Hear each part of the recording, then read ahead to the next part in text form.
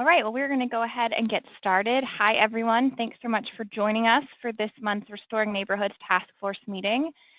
I'm going to run through a few policy updates, and then we're going to dive into a great presentation from Kim Graziani and Beth Source. And I just realized I've misspelled Beth's name, so I apologize, Beth. I will fix that when I send out the notes. So policy updates. In case anyone missed it, the president did put out his budget.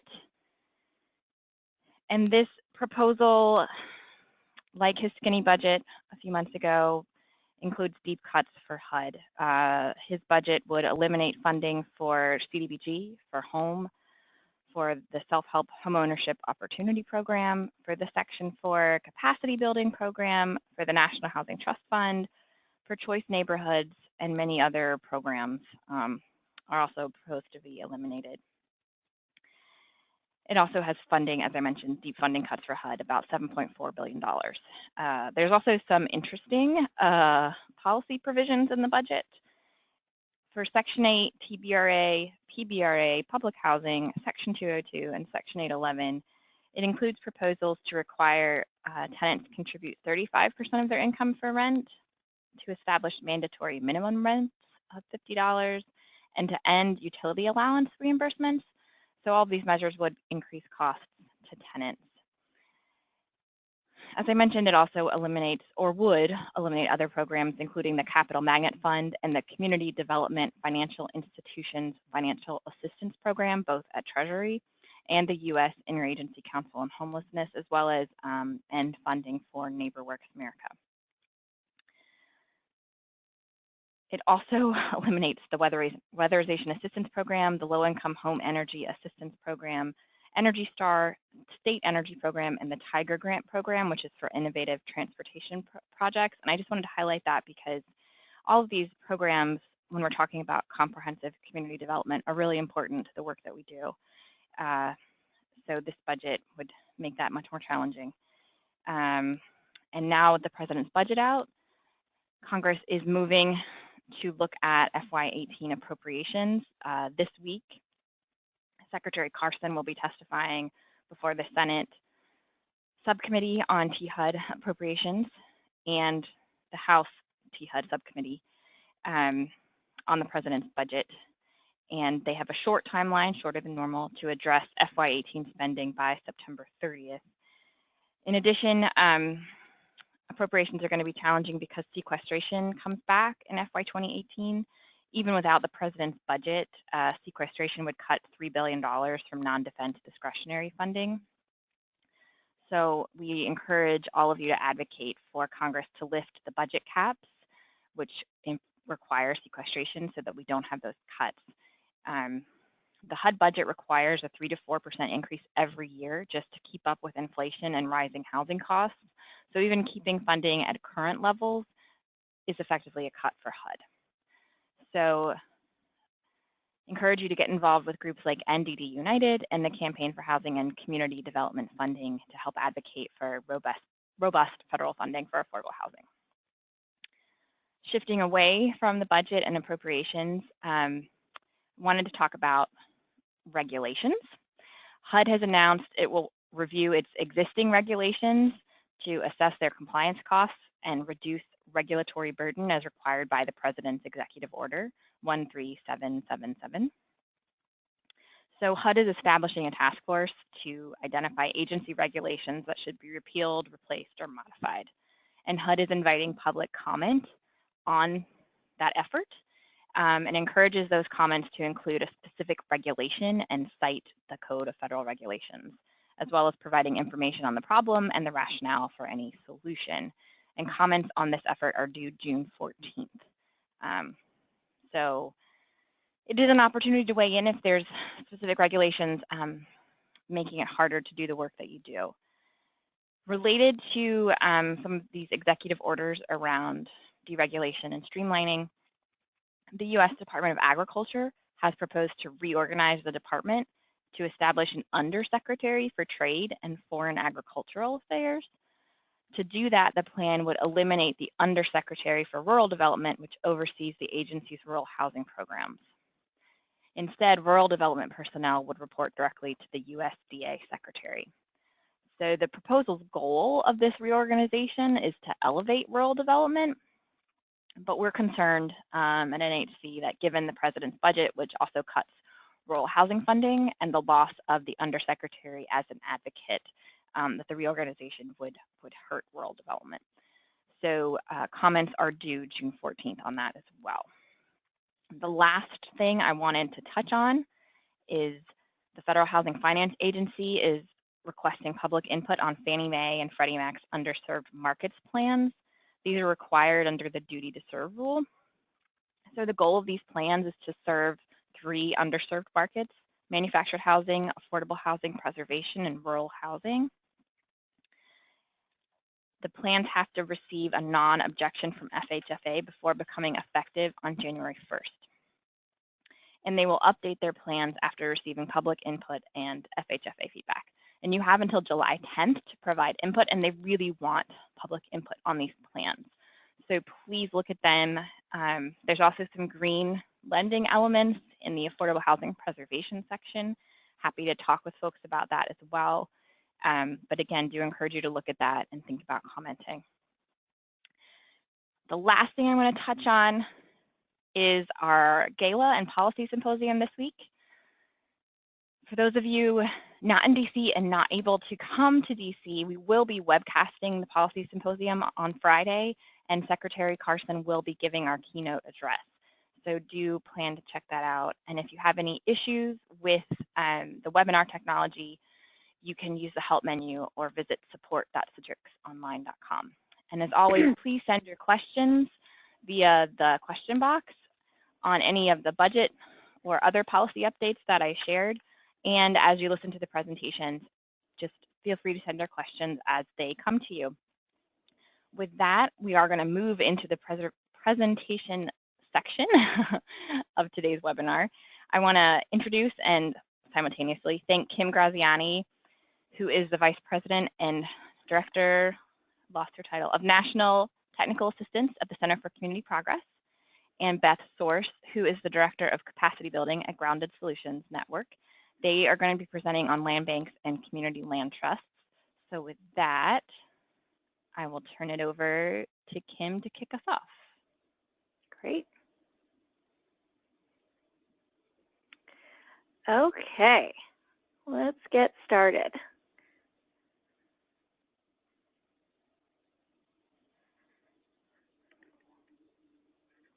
Okay, so I am, well, first of all, Rebecca, thank you for the introduction, and thank you to the National Housing Conference for the invitation to speak about land banks and CLTs. And a final thank you to all of you who are joining us today. Everyone has busy schedules, so we really appreciate your time. I have the honor and privilege of overseeing our National Technical Assistance Program for the Center for Community Progress, and virtually by my side is Beth Source, who oversees the Capacity Building Program for Grounded Solutions Network. Both Beth and I will provide more information on our organizations in a moment, but let's start with review with the why. So why are we discussing land banks and CLTs? As I'm sure you all it's somewhat preaching to the choir, but it's become incredibly clear, particularly given the introduction that Rebecca provided, that we are in an uncertain state of funding, of national, state, local policies, and yet in this uncertain state, there is increasing need to address growing inequities for communities all across the country. And with that growing need and uncertainty, it means we all need to be a bit more resourceful. And so the ability to use as many community development tools is critical. And land banks and CLTs are both critical community development tools that we hope at the end of the presentation will provide some discussion about how they can be used together. Beth and I have also quickly realized, given our personal discussions and our organization's discussions, that we constantly get questions about land banks and CLTs. And there's often confusion about what these tools are, how they can work together, and what are some opportunities for increased collaboration. So we're going to start by providing a common platform of what a land bank and a CLT is. This may be a refresher for many of you, but it's important to make sure that we have a shared understanding. We'll then provide 2 examples of partnerships between land banks and CLTs, and then we'll end our portion of the presentation with a brainstorm of what we see as misconceptions and opportunities for both land banks and CLTs moving forward. It is important to provide a disclaimer from the beginning. While Beth and I, again, have worked, and our organizations, I should say, have worked with the majority of land banks and CLTs out there, we're still learning. The concept of both of these tools is relatively new, and while we wish we could provide more examples of these entities working together, unfortunately we don't have that many. So we really see this webinar as a way for us to continue learning and to brainstorm with you all about how we could be more effective in making these partnerships happen. So a little bit about us. The Center for Community Progress, we are a national nonprofit organization. We are dedicated to working with communities across the country to eliminate vacancy and abandonment. A bold mission, but a worthy one. We focus on the systems that most impact vacancy and abandonment, such as delinquent tax and housing building code enforcement. These systems can prevent properties from going into decline. We obviously work with communities on how to acquire properties using land banking and other mechanisms, and also working with communities on the reuse side. While we don't focus our technical assistance on specific parcels of property for reuse, we do work quite closely with communities on broad strategies that many times focus on maintenance and activation of open green space, given the market conditions. As you can see, we've been quite busy over the past few years. We've touched over 200 communities in about 30 states. And now I will ask Beth to jump on the line and provide her own intro for Grounded Solutions and herself. Sure, thanks.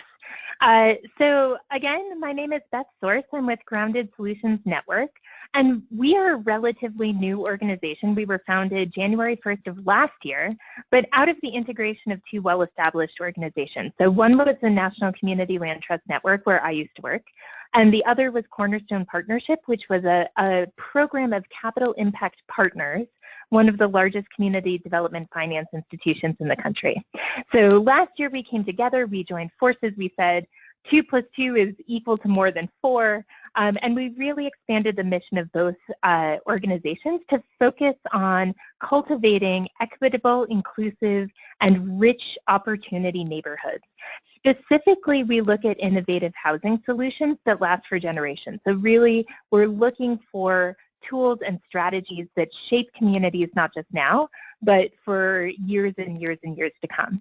So some of the examples of what we do on the policy front are we work with jurisdictions to help them with comprehensive housing plans, to implement and assess inclusionary housing policies, affirmatively furthering fair housing and creating strategies for implementing those types of programs and priorities. And then we also work with community land trusts and Habitat for Humanity affiliates and other nonprofit organizations that are developing and preserving housing for the long term. Great. Thanks, Beth. Yeah. So let's jump into the basics. So what is a land bank? So essentially, I'm not going to read it right off the screen, but I really want you to focus on a few key terms. So a public authority or nonprofit with focus on the conversion of vacant, abandoned, tax delinquent, or foreclosed properties and productive use. So the legal structure of land banks and whether they are a public authority or nonprofit are really dictated by the legal powers given to it by either state enabling legislation or local home rule powers. Either way, it is public in nature and most conform to some type of open meetings law, public reporting, and financial disclosures, and ideally engagement with residents that are most impacted by vacancy and abandonment, which most times, not exclusively, are the targeted inventory of a land bank. A land bank has focus. So in this day and age, it's very hard to maintain focus for any entity, given the needs and constant fires that we all need to put out on any given day. But land banks are focused on removing those properties that are causing most harm to a community. The conversion, so the conversion of problem properties into assets for productive use. Every land bank is unique and defines productive use differently, and rightfully so, given local land use goals. There are close to 200 land banks that we are aware of across the country, the majority of which have been created after this thing called the Great Recession, which I believe all of you know too well, and the realization that more communities out of the typical Rust Belt corridor are also experiencing vacancy and abandonment. So quick evolution, history lesson of land banks. Land banking has been around for 40 years, and luckily there has been an evolution throughout these years. For example, we see more states that have passed land bank legislation in recent years that provides comprehensive legal powers to access inventory quickly and inexpensively, the ability to transfer these properties to responsible owners in a transparent, flexible, and nimble manner that is governed by a separate body that is removed from what sometimes can be a political and bureaucratic process. So when is land banking the right tool? So I'm consistently surprised that a lot of my time is spent convincing communities not to create a land bank. And that is not because a land bank is not an excellent tool. It's a tool to intervene in a specific subset of properties. So most of my time is really spent working with communities and challenging them on some questions about really defining what the problem is. Really evaluating what are the available tools currently and recognizing again that a land bank is one tool for intervention. We've seen land banks work best in those communities where there are problem properties. I'll use that term to sort of define vacant, abandoned, tax delinquent properties that are stuck. They're not accessible to the private market. Examples of that are they're upside down in value. So the value of debt and tax liens and code enforcement liens is more than what the fair market value of the property is. They have tangled titles. So as you all know, the ability to transfer property to a responsible owner, you do need clear title. And often we see land banks work best in communities where unfortunately there's an ineffective and inefficient process by which the private market or the public can access these tax delinquent properties. And again, the ultimate goal is to get these properties into responsible ownership. So what are the core powers? Again, all of these powers are contingent on state enabling legislation or local home rule powers, but generally speaking, land banks can and should work in partnership with multiple jurisdictions where the problem properties are located. They can acquire these properties through various mechanisms such as the tax foreclosure process, private donations, direct purchase. The most effective land banks have the power to extinguish delinquent taxes or liens and get clear title. And while property is in the land bank inventory, most times it is tax exempt, although must be maintained according to local code. Each land bank creates its own policies and procedures that guide how decisions are made. And specifically, for example, if there is more than one entity interested in purchasing a property, these policies and procedures dictate how those decisions are made, whether home ownership becomes higher than rental, whether stabilization or revitalization are some of the key priorities. Land banks, generally speaking, can also determine the pricing or consideration of properties sold. So this slide to me is the quintessential synopsis of land banking. So in our experience of working across the country with land banks, we have found that these key elements shared by these land banks are the ones that are most successful. So let's start with the connection to the tax foreclosure process. In many communities, though certainly not all, when a property becomes tax delinquent, this is a warning sign that a property will continue to decline. If a land bank is able to access this inventory inexpensively and quickly through agreement with their taxing jurisdictions, they are most effective in utilizing scarce resources to stabilize this property and, again, transfer it to a responsible owner. Alignment. A land bank is one tool, but for coordination with other critical systems and tools to prevent these properties from going into decline and ending up in the land bank inventory, land banks will not be effective and will indeed become a de facto absentee landlord in their community that no one would want. The ability to be policy-driven, transparent, and accountable, which I also tie to what I like to call authentic community engagement. Given the history of public entities acquiring properties, these terms, slum clearance, and recognizing that there is a history of inequitable and, quite frankly, racist policies that have left a lingering effect on many communities across the country. And therefore, land banks, as public entities who are acquiring properties, they must take this responsibility seriously. They must acknowledge this history, and they must engage those residents that are most impacted by vacancy and abandonment. They must engage their local government partners who are a key player and other private and public entities who have a stake in the future of that community. Together, all of these partners need to be very clear about who the land bank is, what their mission is, how they achieve their mission, how they make decisions, and how everyone can help them make those decisions and be part of the solution. So finally, there is no one-size-fits-all land bank. So every land bank should be different. They all have different legal powers contingent on state and local laws, and they should strive to accomplish different goals that reflect different needs in each community. So, for example, some communities might set a goal of blight elimination and therefore prioritize and help facilitate demolitions and rehabilitations as their top strategy. Alternatively, another land bank might set a goal of permanent affordable housing and therefore convey land bank properties for the lowest price to an entity such as a community land trust. The bottom line is land banks should be flexible and responsive to local land use and community goals. So I've saved the best for last, which is the literal and figurative million-dollar question on everyone's mind, which is how the heck are land banks funded? So once again, each land bank is different, but this slide shows some of the most common funding sources that land banks utilize. As with all things in life, a diversified funding base is key. Many land banks receive a combination of local general fund dollars, major grant sources such as hardest hit funds, national mortgage settlement funds, as well as generating sales income through fair market value transfers for productive use.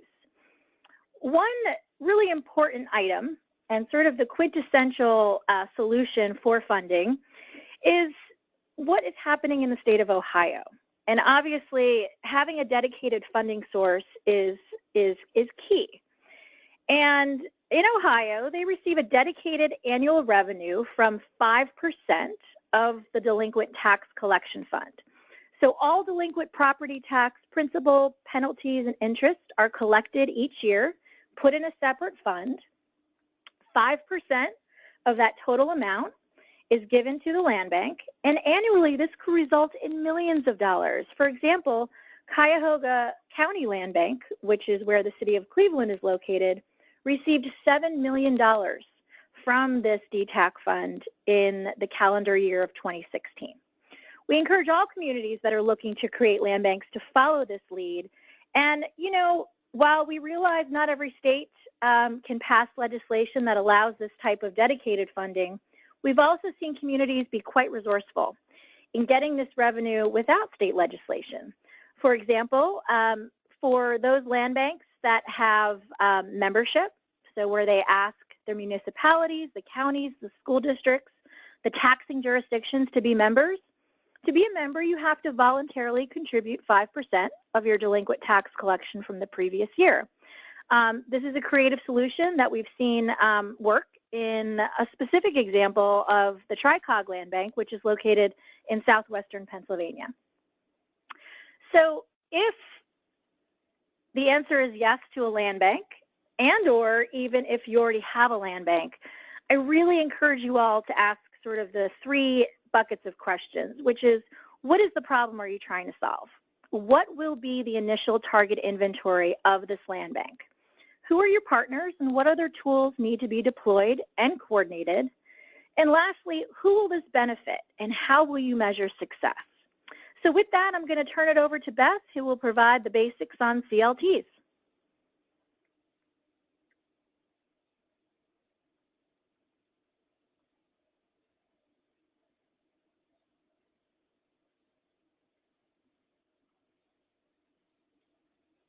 Great. Sorry, it took me a second to get off mute and to get my screen up, but hopefully you all are seeing the slide that says Community Land Trusts.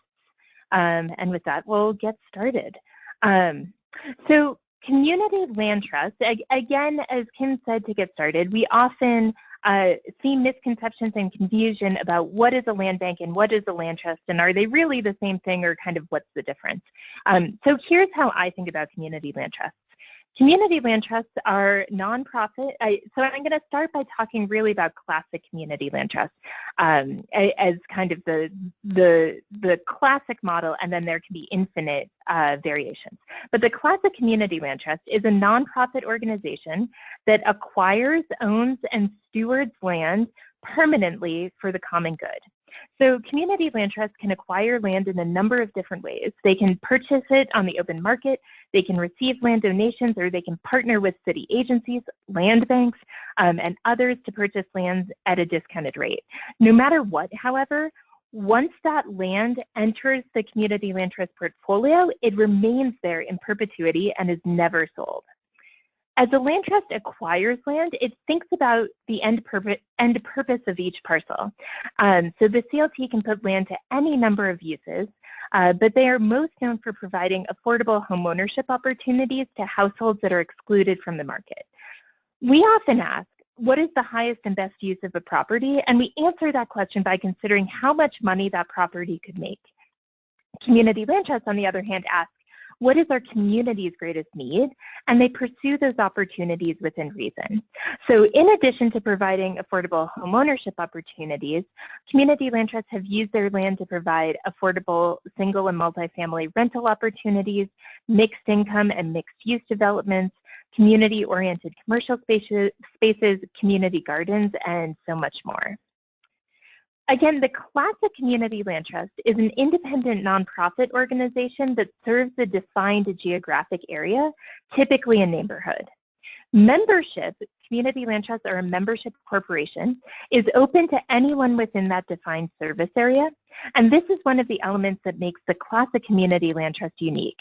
Instead of just serving the direct beneficiaries, those living or working on land trust land, the community land trust is accountable to their entire membership and the entire community. Classic community land trusts also have a tripartite board. So the board of directors is divided into 3 equal groups of representatives. The first third is made up of leaseholders, people living on or using community land trust land. The second third is made up of community members. And the third is made up of technical experts, funders, or other stakeholders in the organization. Because 2/3 of the board is made up of community members, they hold the majority of the votes. That's part of why we say that community land trusts are community-controlled organizations. One of the strengths of the community land trust model, however, is its flexibility to adapt to local community needs and preferences. So we see lots of variations on the classic model. For example, instead of being structured as an independent organization, a community land trust could be a program of an already established nonprofit, like a neighborhood housing services or Habitat for Humanity affiliate. And some community land trusts are structured as a program or a subsidiary of a city or county and are actually housed within local government. While the classic community land trust typically serves a single neighborhood, there are many community land trusts that operate on a city, regional, or even statewide level. And sometimes that scale changes over time. For example, CLTs that get started in one neighborhood can spread to the city, or CLTs that are established to serve an entire state may focus on a particular community from time to time. And while classic community land trusts have open corporate membership, some community land trusts are not member-based. This variation, I believe, is most common when CLTs are a program of an established nonprofit or city. And so while the organization may not want to change their entire governing structure to be able to accommodate the classic model, they often strive to gather community input and feedback in other meaningful ways. And so similarly, while the classic CLT has a tripartite board, that's not true of every community land trust. Some CLTs enact the spirit of the tripartite board, but are not rigid in the exact equal thirds of representation. Or if they're operating as a program within a larger entity, maybe the CLT has a formal advisory board that rolls up to a more traditional board of directors. Regardless of whether a CLT follows a classic organizational structure or a variation, they all use a dual ownership model in order to secure the property for the common good and to ensure that it's affordable on an ongoing basis. In most ownership structure, in a dual ownership structure, the individual, most frequently a low-income home buyer, purchases and owns just the improvements. That's the house. And the community land trust retains ownership of the land underneath the home. A 99-year ground lease that is both renewable and inheritable ties the improvements in the land together. This ground lease does a couple of critical things. First, it outlines the rights and responsibilities of the homeowner and the rights and the responsibilities of the land trust. Second, it establishes use restrictions like requiring the homeowner to live in the property as their primary residency. And third, it establishes affordability restrictions. So perpetual affordability restrictions are what set community land trusts apart from other forms of more traditional affordable housing development. Community land trusts ensure that the homes that they develop are affordable not only to the first occupant, but to future generations as well. So they do this by 1, removing the land and the home from the speculative market, number 2, reselling the same home over and over, and 3, using resale restrictions. So CLTs use public subsidies to lower the initial price of a home to a level that is affordable to their target homebuyer. They can do this in a number of ways. They can use the public resources to subsidize the cost of acquisition or construction, or they could use subsidies to help a homebuyer purchase an existing home. But no matter how they do it, they bring the home into the trust, and they therefore remove it from the market and resell that same home over and over. When an eligible homebuyer purchases that home, they sign the ground lease that will upfront outline how the resale will work, including their maximum sales price and the eligibility factors for the subsequent buyer. When that subsequent buyer purchases the home, they again sign that ground lease and agree to sell at a resale restricted price, and that happens again and again and again.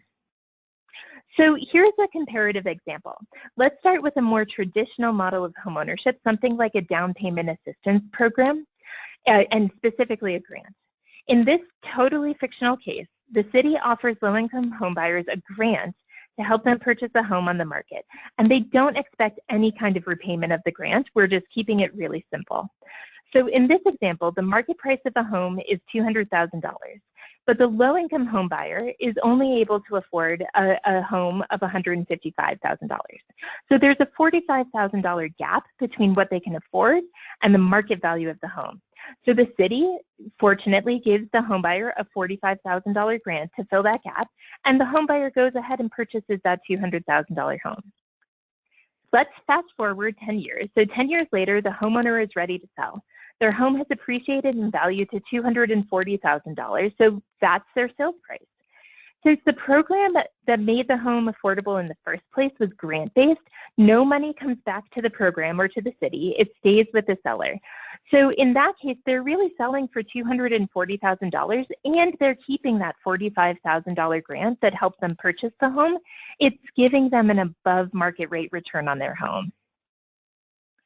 But the need, 10 years later, the need for affordable homeownership opportunities hasn't gone away, right? There are still more families to serve. So 10 years later, this program needs to help a new family purchase a new home on the market. So in this example, market values have risen to $240,000. We just saw that. But in many markets, increases in income don't keep pace with increases in home values. So in our example, our new low-income home buyer can only afford a $185,000 home. So now there's a $55,000 gap that needs to be filled to help a similar family purchase a similar home.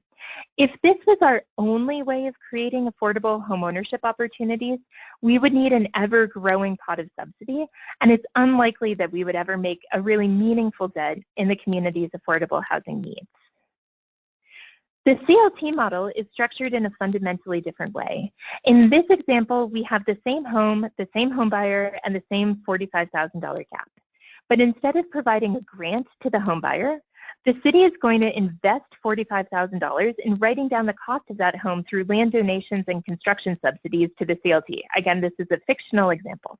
So our home buyer purchases the home from the community land trust for the below market rate of $155,000. They're not purchasing a $200,000 home, they're purchasing a $155,000 home. 10 years later, our home has still increased in value, but CLT homeowners don't sell for the market value of their home. They sell for that agreed upon resale restricted price, in this case, $185,000. In this fictional example, I'm using a resale formula that escalates the original purchase price 2% per year. It's designed to track changes in income as opposed to changes in the market. And the program portion actually grows. It's now $55,000. That's the difference between the resale value and the new market value of the home. And that stays in the home to help the next buyer. And the seller walks away with a below market rate return on their home of $185,000. So let's look at this from the perspective of the next buyer and from the program. The key difference in the CLT model is that it resells the same home as opposed to trying to purchase a new home on the market. So instead of needing to help another buyer purchase a $240,000 home, it helps them purchase that resale restricted home for $185,000. And magically, or perhaps because we really thoughtfully designed our program, that's exactly what our home buyer can afford. So the CLT doesn't need to invest any new money in the subsequent purchase. This is how community land trusts maximize public investments. They put them to work for generations after generation of low-income home buyers.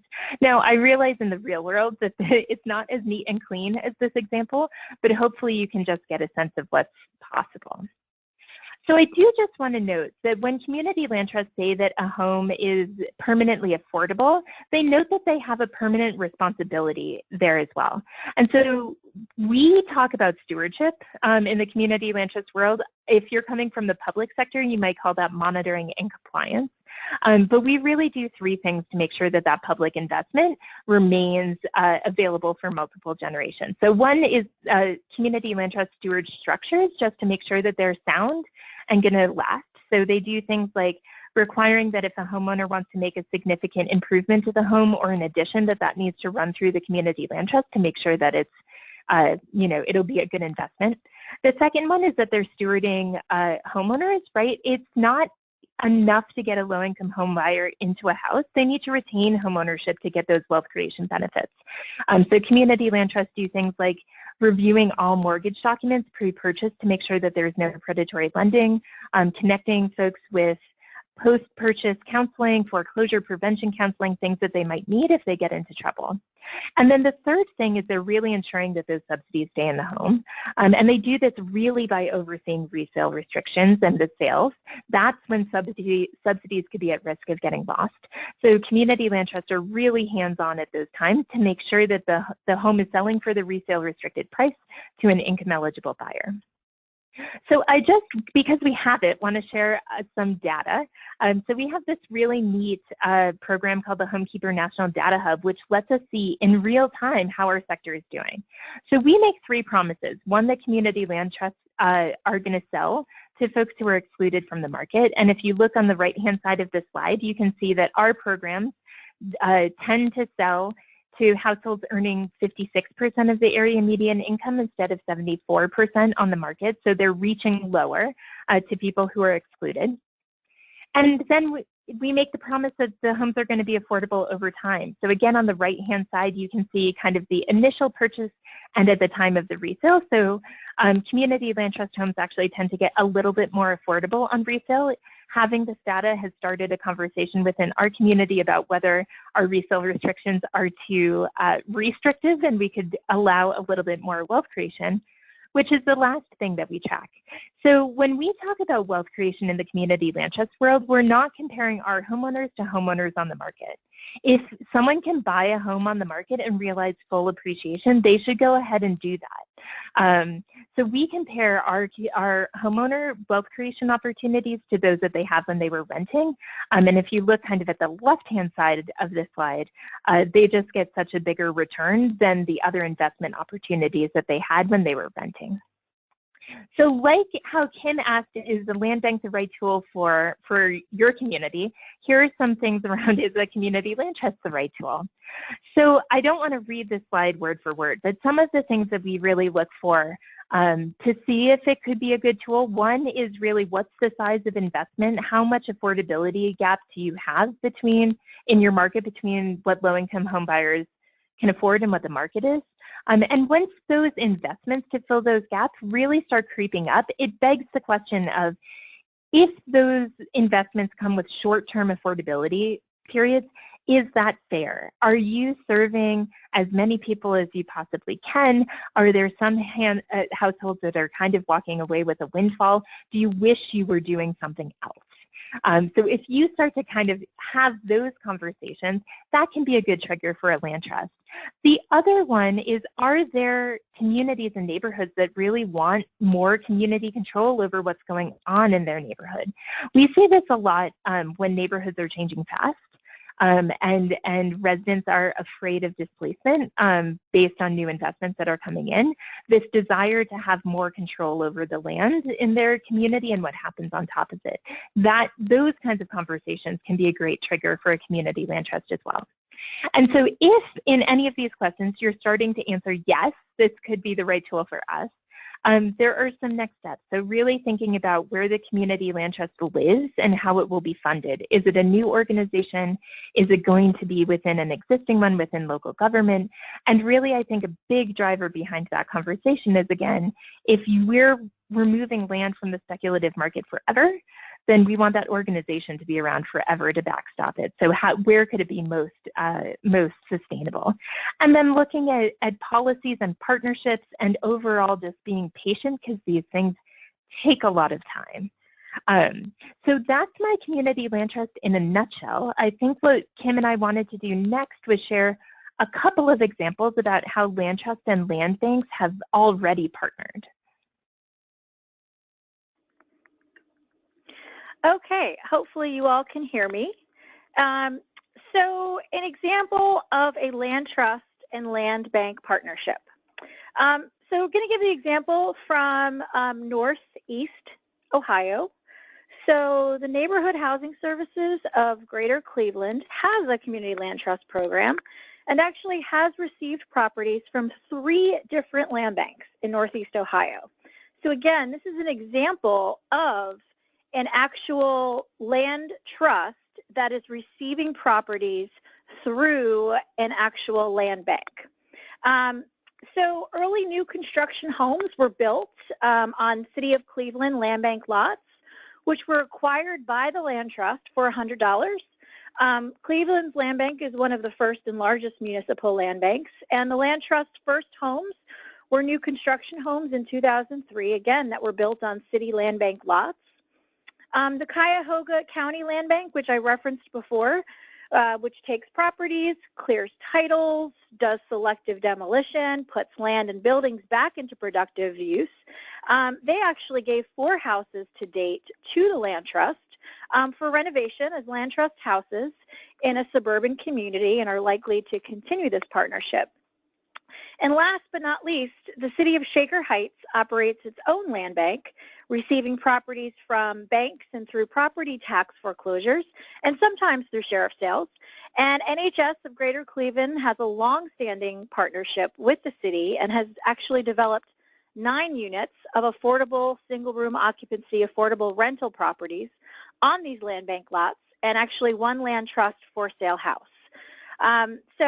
And furthermore, Shaker Heights has also included land trust development in its 2015 Housing and Neighborhood Development Plan as a key strategy. So that is just an example of, again, how Northeast Ohio is working from the land trust model to acquire properties from the land bank. And I think I'm going to hand it off to Beth to provide the example for Albany, New York. Great, yes. So, that's in advance. There we go. So thanks to a fantastic program at the Center for Community Progress, the Technical Assistance Scholarship Program, we are able to jointly support the Albany Community Land Trust and the Albany County Land Bank to explore ways to strengthen and deepen their working relationship. And we're very early on in this project, but there are a couple of interesting potential ideas for partnership that we wanted to share.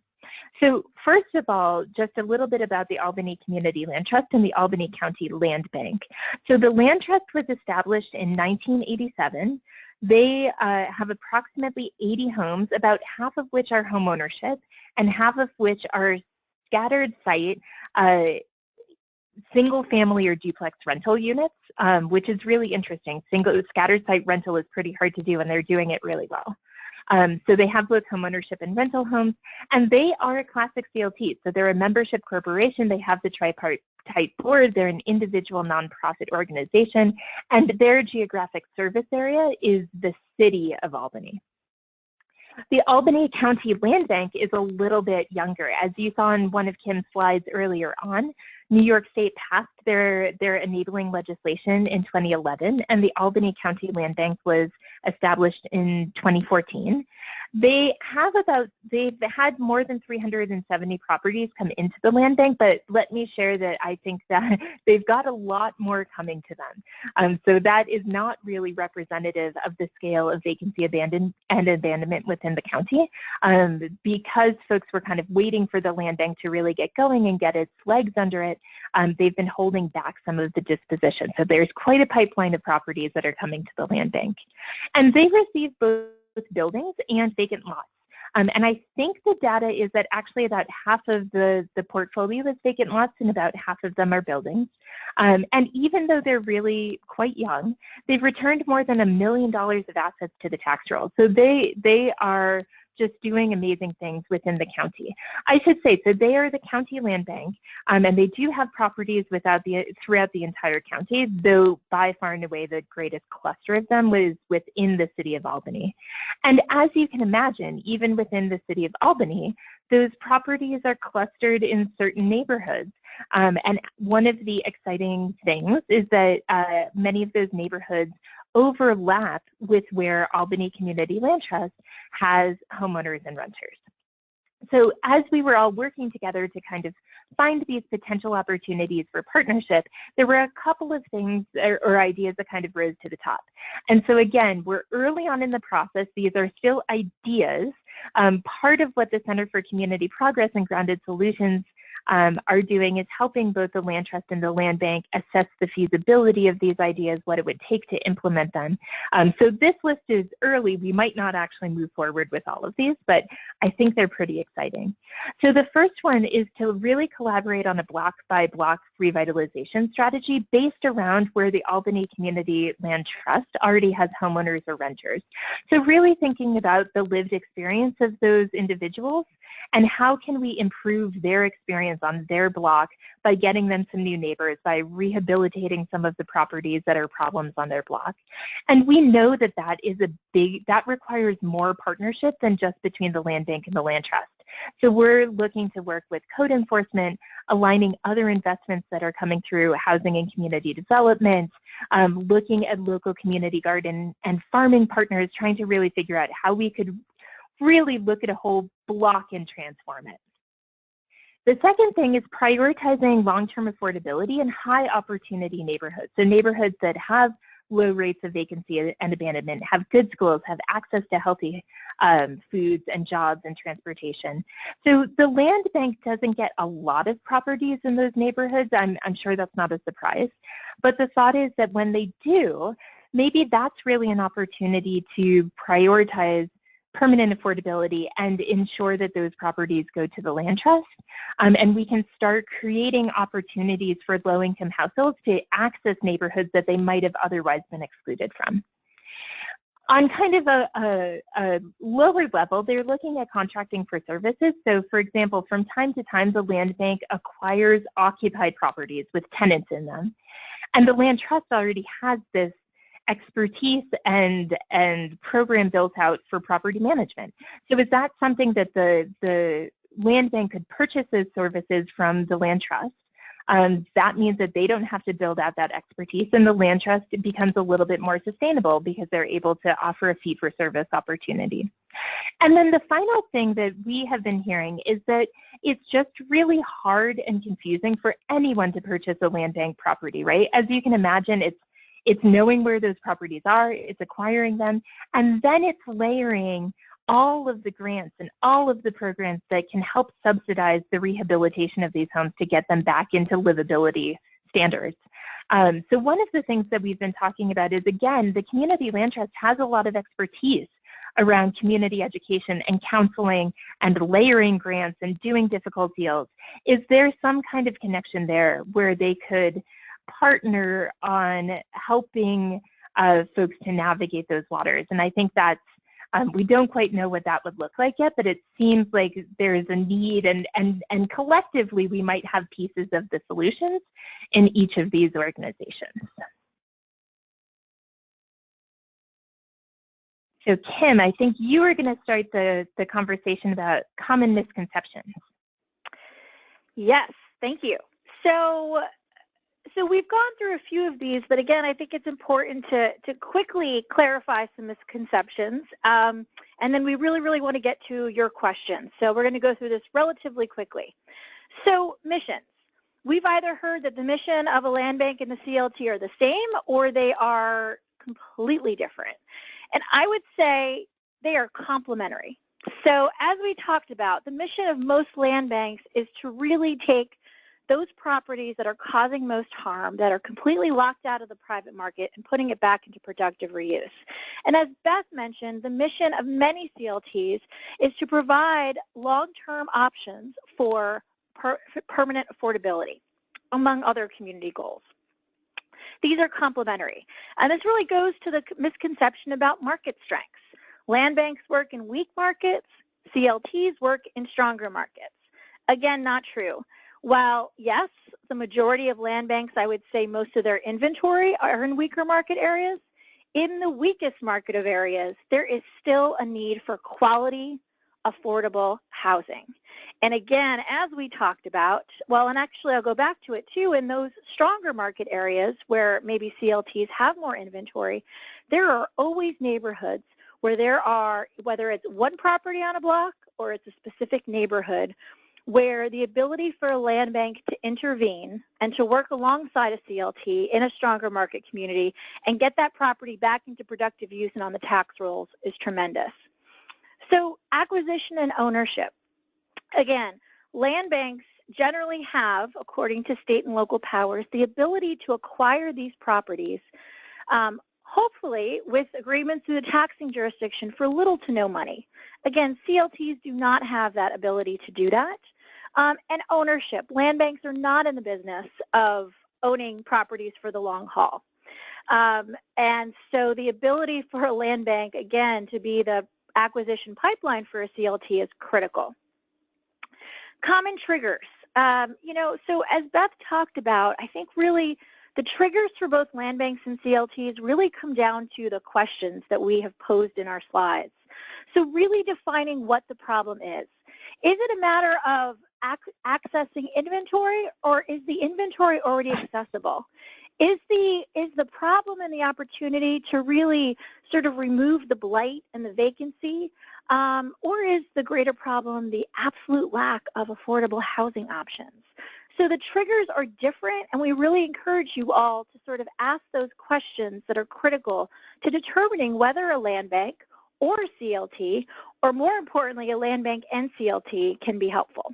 Community engagement. Land banks sometimes are perceived as being sort of a governmental entity, a public entity that works in isolation of communities. And while I will say that there are still, unfortunately, land banks that I would say think about community engagement as an afterthought, I think that is changing. And I know with all of the land banks that we work with, this is absolutely one of the most important items for land banks to address. And obviously CLTs do have a more naturally ingrained community engagement model given the stewardship and the governance. And lastly, I think a misconception is that, land banks are basically, like I said, local governments, and CLTs are nonprofits sort of for the people. And I do think that regardless of whether you're a land bank or a CLT, it is so critical for both of these entities to not only work together, but to also work in partnership with local government, with the private sector, and other community stakeholders. This is truly a team effort, as I mentioned before. Yeah, and so Kim and I also wanted to put together a couple of thoughts around opportunities for land banks and community land trusts working together. And so the first one is really that they have a shared vision for equitable and economically integrated communities. I really want to echo what Kim said kind of at the outset of this presentation, which is both land banks and community land trusts recognize that our communities are shaped by historic and current policies, many of which were racist and many of which we're living with the legacy of segregation today, right? And so oftentimes as housers and community development agencies, we're thinking about outputs, right? How many properties did the land bank return to the tax rolls? And how many homes did the community land trust build and sell? But that's not really the impact that either of our organizations are working for. We're really hoping that in collaboration with the community, we're revitalizing and preserving neighborhoods where people want to live and work and play. And then once we are successful in creating those kinds of places, that they're accessible to everyone regardless of race and income. And so a common phrase that we have in the community land trust movement is that we want development without displacement, right? We want all of the benefits of investments and grocery stores and shops and schools, and we want to make sure that the people who really have lived through the dark days of abandoned properties and disinvested communities get to enjoy that without being displaced as market prices go up. The second is that they're really both well positioned to help implement a comprehensive strategy that includes housing, green space, and more. So really, in both cases, they are flexible models, right? So sometimes the land bank has land, sometimes they have properties, sometimes the community land trust is stewarding homes, sometimes they're stewarding community orchards or schools or libraries. So in both cases, I think what land banks and land trusts are trying to do is they're trying to ask the questions, what type of land uses will the market support? What types of land uses does the community want and need, and how can we work together to align and address those sometimes competing goals, right? How can we really, through partnerships and others, leverage all of these different interests in the neighborhood to create something wonderful? And then the last thing is, as Kim was just discussing on the last slide, really having a pipeline for inventory that's currently stuck and non-accessible. So in some ways, I think that this is the lowest hanging fruit in terms of land bank and land trust partnerships, in that they can mutually help each other out on a transactional level. So land banks often have the disposition problem that we've talked about. They want to make sure that these challenging properties end up in responsible hands that will return them to productive use. And land trusts often have an acquisition problem. They have trouble acquiring land and properties at low enough rates that they can in turn make that property affordable to a low-income household. But more than that, what I think we're really trying to get to on this bullet point, and what I really respect about land trusts and land banks that are working on the ground, is their commitment to some of the most difficult properties and deals in community development. That they're really, both of their goals are to stick by these properties and some of these households over the long term and try to figure out what success looks for them and make that happen. So by design, both are really dedicated to working with properties and households that lie outside of the market. And that's some of the toughest work that I've ever seen groups try to take on and really dig into some of the most entrenched challenges in neighborhoods. And I think that land banks and land trusts, by what they are uniquely positioned to work on those challenges together. So I think the last thing we wanted to do maybe before we switch to questions is just point you all to some additional resources if we have really piqued your interest. Kim, do you want to share about what the Center for Community Progress has to share? Sure. Thanks, Beth. I encourage you all to go to our website. If land banking has piqued your interest and you'd like to know more, or as a refresher, again, we have the seminal publication of Land Banks and Land Banking that is written by our co-founder, Frank Alexander. The Take It to the Bank report, which really gives some more detailed case studies of land banks and really what is working across the country. And last on our website, we have a land bank information headquarters, which maps all of the 170 plus land banks that I mentioned in the beginning of the presentation, and sort of has a frequently asked questions section, which I find is always helpful to refer folks to just as a refresher. Great, and we have, our website is almost set up in a similar way. So some of the things that I'd encourage you to look at, we have a startup community land trust pathway, which really lays out 6 different big kind of steps in getting a community land trust started. And even if you're not interested in necessarily starting a community land trust or you already have a community land trust, what I like about the pathway is it really kind of organizes and points you towards some of our most frequently used resources. So it's kind of a good way to access our curated resource library. The second is that we have a national conference and our training institute coming up in October. So our conferences are a little bit different. You can come and you can hear kind of what I think of as traditional conference sessions that are inspiring and talk about hot topics and introduce you to different things that are going on throughout the country. But we also do a training institute for nuts and bolts, hands-on learning for practitioners who are implementing these long-term affordable home ownership programs to really make sure that they have what they need to do their jobs well. And finally, we have infinite tools and resources on our website. You can find it at groundedsolutions.org. But again, if you're looking for kind of the most popular ones, I'd point you towards the Startup CLT pathway as a good first step into delving into a much larger library. And I think that's it for our presentation. Great. Thank you so much, Kim and Beth. That was so great and comprehensive. I really benefited from it, and hopefully everyone else did as well. Do send your questions. Sorry, I'm having a little technical difficulty.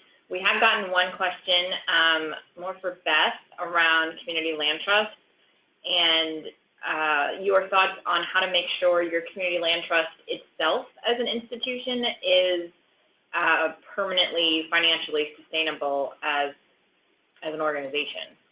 Yeah, that is such a good question, and one that I will be totally honest, the community land trusts have and do struggle with across the country.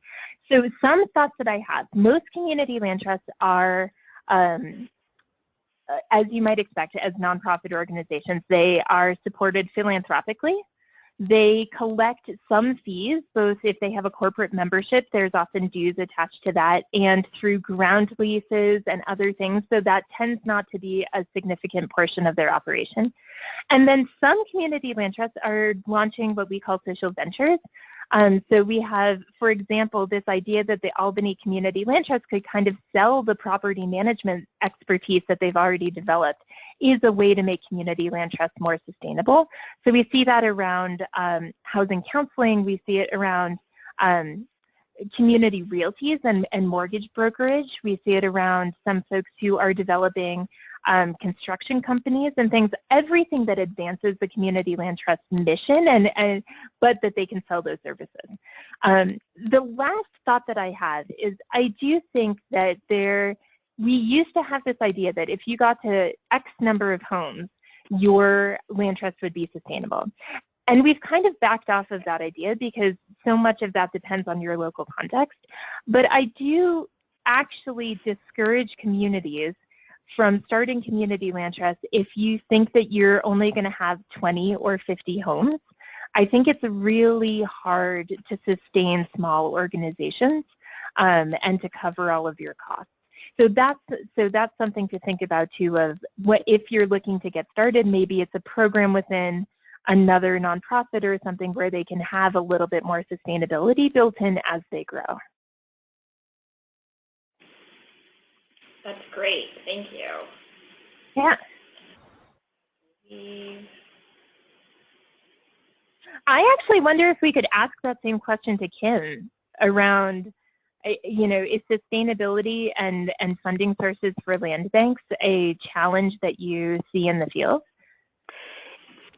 Yes, a resounding yes. Although I sometimes answer this question, not sometimes, I always answer this question with a probably not so popular response, which is if anyone is setting a goal for land banks funding as to be sustainable, I think they're very misguided. And hear me out on this. If a land bank is taking into its inventory properties that have been completely disregarded, right, for decades in many cases, there is going to be a significant cost for that land bank to do what it needs to do to get that back on the tax rolls and in productive use. So I think land banks are always going to need subsidy, given the fact that they are taking these liabilities on and turning them into assets. And I think unless we live in a society where these properties are not discarded, then I do think that land banks are always going to need funding, which is why that predictable funding source like Ohio has is really critical for them to do their work, to be creative and nimble and try new things and still have some operating support each year. That was really helpful. Related to that, Kim, are there other places where land banks have that dedicated funding source like Ohio, or is Ohio kind of leading the way? So the approximately 40 banks in Ohio, land banks, excuse me, in Ohio are definitely leading the way. There is not, to my knowledge, any other states that have legislation of this sort. Like I mentioned, there are a land bank like the Cog Land Bank in southwestern Pennsylvania that's been quite creative in making that work locally through a voluntary contribution of submission of delinquent tax revenue to be a member of the land bank and to have the land bank work in their jurisdiction. I'll also say there are some different funding mechanisms that many state land bank bills have. Again, it is not an incredible amount, but what we call the tax recapture, and this was on the funding slide that I showed previously, which is essentially a land bank taking a property that is not paying taxes, right, stabilizing it and putting it back on the tax rolls, but for the land bank, that property would not be paying taxes. So essentially, many land banks across the country have the ability to enter into agreements with their taxing jurisdictions, so the city, the county, the school district, various assessment districts, to collect up to either 50% or 75% of those real property taxes for up to 3 to 5 years after the land bank sells that property. So many times, again, this is a small revenue pool. It can cover some administrative and operational costs, but again, this is also through an agreement through those taxing jurisdictions, so it is not necessarily predictable, so to speak. Got it. We had another question come in about community land trusts. Beth, are there community land trusts that focus more on rental housing as opposed to homeownership? Yeah, there definitely are. So in all of these presentations, I have so many variations. So let me say too, there are about 250 community land trusts across the country in 47 states plus Puerto Rico and the District of Columbia. We're seeing growing interest in community land trusts abroad as well, in Canada and the UK and Brussels and France. So as you can imagine, then there's tons of differences between them. There are some community land trusts that prioritize rental over homeownership, and I think sometimes that's an intentional choice, and I think sometimes that has been a legacy of, as Kim mentioned, the Great Recession, right, and kind of the homeownership market drying up. And so I think of places like the Women's Community Revitalization Project in Philadelphia, Trust South LA in Los Angeles, the Urban Land Conservancy in Denver as being 3 examples of community land trusts that are predominantly rental. And I think it's a mixed bag around whether they intend to be predominantly rental forever or that's just kind of how their portfolio is now. Gotcha. This is Allison from Enterprise Community Partners. I also have a question about community land trusts. Are there any examples that you know of community land trusts targeting certain households to move into their homes and take advantage of this affordable home ownership? Like, are there examples of CLTs working with school districts to try to get families in the houses so that kids can be stably housed for school, things like that? Yes, and I don't have great examples of this off the top of my head. So I think that there have definitely been groups who have targeted teachers, public servants, and others kind of on a marketing basis or even on a preference basis, and that gets into fair housing questions, right? So some of that is every program will need to make those decisions based on what they're comfortable with, and especially around additional state laws around fair housing. But the other thing that I think community land trusts are starting to try to do more, and this has really been advanced by the conversation of affirmatively furthering fair housing, is also thinking about where they're siting and acquiring properties, right?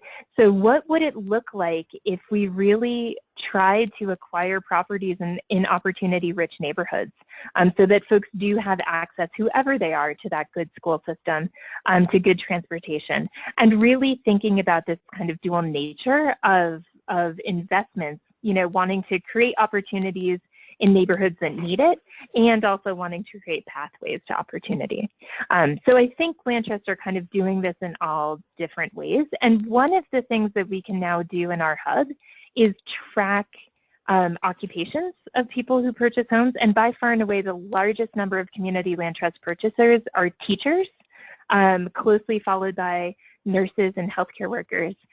So whether or not that is always intentional, that's what's been happening. Great, thanks. So this is Rebecca. I have a comment and a question, and then unless we have more questions, we'll close us out. But I did just want to say that I'm really interested in this idea of community land trusts as a strategy for gentrifying and changing neighborhoods, and also how land banks can be a partner in those one-off properties that may be troubled in more high opportunity neighborhoods and turning them over to groups like land trusts to help keep them affordable. So I just want to call that out. I think that's a really interesting area to explore. But my question relates to sort of the partnerships between land banks and community land trusts. What are some of the challenges or barriers to really exploring that? One thought that I had was, you know, maybe land banks have a lot of organizations that want their properties, and there's competition. I was just curious kind of what you're seeing.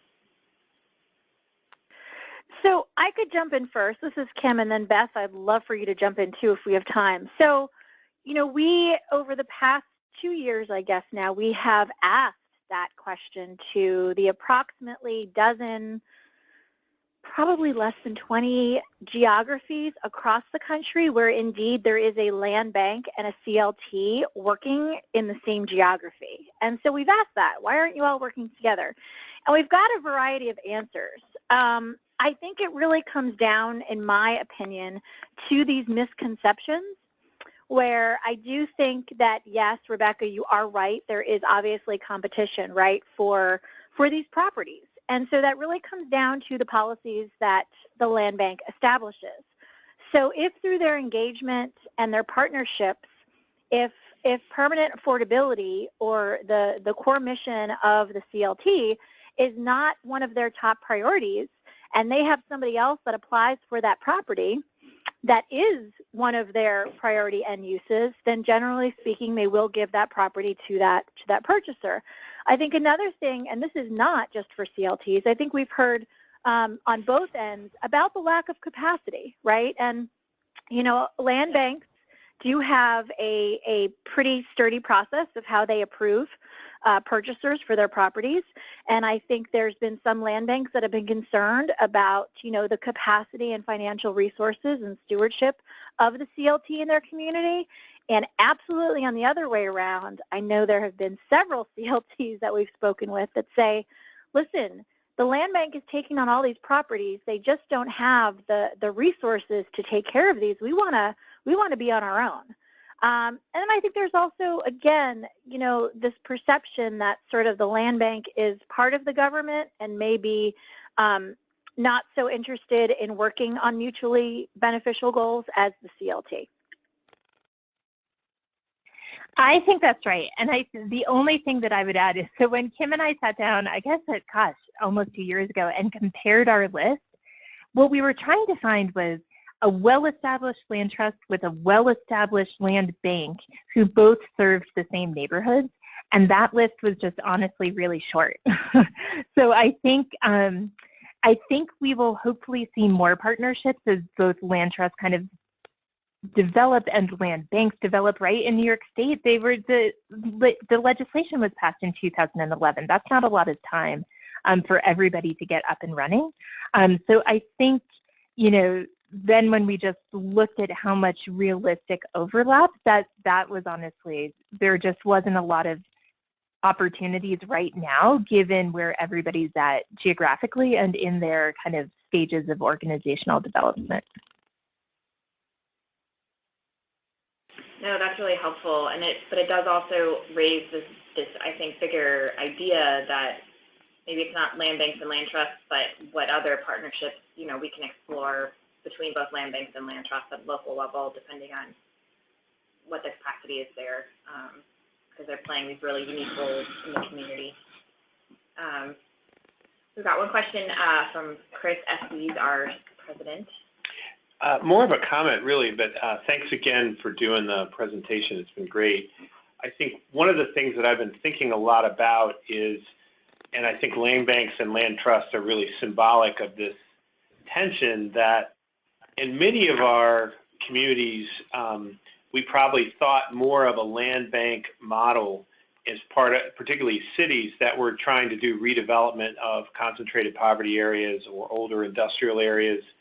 And so there was sort of a particular kind of economic development frame, and I think you highlighted, this sort of, these are generally properties that the market really doesn't see a lot of value in. And yet we're in a sort of current time where many places today that are struggling on the sort of land trust, permanent affordability, gentrification, displacement discussion could not have imagined themselves in that place 10 years ago. And we live in one here in Washington, D.C., where, 2007, maybe people were really beginning to see some significant displacement, but there was still a mentality of how do we get people to live in the city, how do we get people to build in the city, and the pivot to go from kind of how do we bring these properties back and do vibrant economies to how do we hold on to the affordability and stay ahead of it happens really quickly. I mean, I'm thinking of Denver, Washington, D.C., even places like Portland and Seattle didn't see themselves 10, 15 years ago in the same kind of vibrancy that they're experiencing today. Certainly New York, San Francisco, Boston, maybe in different places. But I think this dialogue between, one of the things we were really interested in having you all as a part of this is the dialogue between the work that you all represent and the broader sort of affordable housing community development effort needs to be really inclusive, because things, we have an image of, let's say, Cleveland today, and certainly Detroit, which is obviously going to take longer, but the reality for Cleveland, or Pittsburgh may be a better example, the reality of Pittsburgh is not as removed from issues of gentrification and displacement as we might think it is, because we've had an image of it for so long. And so I think part of this, the reason we wanted to bring this up is that it's often, and I know from my own experience before I came to D.C. and North Carolina, a state that didn't have a high level of cost affordability framework, but suddenly when Charlotte took off, it was really difficult to get people to pivot to we need to preserve affordability, build it in, even in the downturn of the recession when land banking was, I think, a real opportunity to stock up on some foreclosed land. So it's not so much a question as more of a comment to you all and to the field about why this stuff is so important and why this isn't so much a dichotomy as sort of a continuum, and that too often, in my opinion, we're not having this broader conversation with the affordable housing community development field that includes these kind of examples until it's too late, and then we're all wondering, like, how do we get an inclusionary zoning, land trust? Why didn't we use land banking for this instead of that 10 years ago? So just my 2 cents on that. Beth or Kim, any response? Did we lose everybody? This is Kim. I mean, I would just say yes. I think you really, to me, I agree with all of your comments, but what really resonated with me is, you know, you're right. The discussion about land banks and CLTs are indicative of an ongoing and a tough conversation that communities at the block level, at the city level, at the county level, at state and national level are having. And I truly believe, I may be way too much of a pragmatic idealist here, but I think the more that we can bring these folks together to realize that you don't have to sort of live happily ever after and share staff and work harmoniously together for the rest of your organizational lives, but that you probably really do have more in common than you think. And I think, as just with anything in society, getting folks around the table, and hopefully with both Community Progress and Grounded Solutions, being able to facilitate those conversations through all of the National Housing Conference membership, I'd like to think we can actually make a difference and sort of move the needle on a really important, but again, a tough discussion that communities should be having. I agree, exactly. I think with just one small caveat, which is I do think coming from the permanently affordable homeownership side, I can make a case for why that's important in somewhere like Albany, but I also want to be really sensitive that a place like Albany might never have the resurgency that we saw in New York, right, or DC, or like South Central Los Angeles. And so I do think coming from less from the land bank side and more from the affordability side, that is a piece that is challenging to us, right? We want to make sure that there is a fair deal for these households, and that deal looks a little bit different in Albany than it does in markets where there's a larger affordability gap or a stronger market. So I think there's definitely a role, but I do just want to note that, like, when I go to some communities and they're like, you've got to be kidding me, like, affordability is just not our problem. I do sincerely hear that. And again, I would push back on that, but I do just want to note that, like, it's a challenging conversation, and I think it is totally valid in how challenging it is. Yeah, no, and that's a great point, and I should have added one of the other examples we saw in North Carolina was in Durham, where they were really using community land trusts as a way to control land to stabilize their neighborhood. It was not because land was becoming too expensive. They were trying to keep fewer liquor stores being built in the middle of their community and the kind of housing they wanted to see. And so that is often the stereotype that land trusts are used in more of the inclusionary, high cost, rising cost scenario. But that was a good example for us to sort of understand. But I think too often we have conversations about affordability from a development side and don't include these sort of options and understanding in the same way. And I'm really glad that you guys brought up this sort of neighborhood block level, and having lived in a low-income community, it was really frustrating for me to watch communities sort of be unable to understand what was happening to them until it was too late because of long histories of sort of racial distrust and discrimination and lots of good reasons, but people would find themselves experiencing rejecting these sort of strategies because they saw something being taken away from them, but yet not wanting.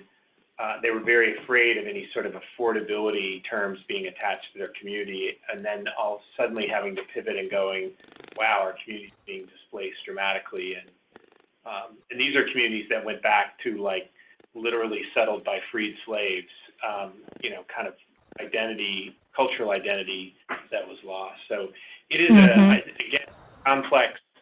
It is certainly and particularly complex at the local level, but I think my frustration with maybe our field in general is that we tend to segment ourselves even within the broader comprehensive community development movement, and particularly for those on the development side, not always as engaged in understanding how this all work connects together. Okay, well, with that, I'm going to close us out. Again, I want to thank Beth and Tim so much. This is so great, and I know many folks have reached out to me that they were sad they couldn't join us today live, but they'll be checking out the recording. So thank you for sharing this great information, and we will talk with everyone again next month. Thanks, folks. Thank you.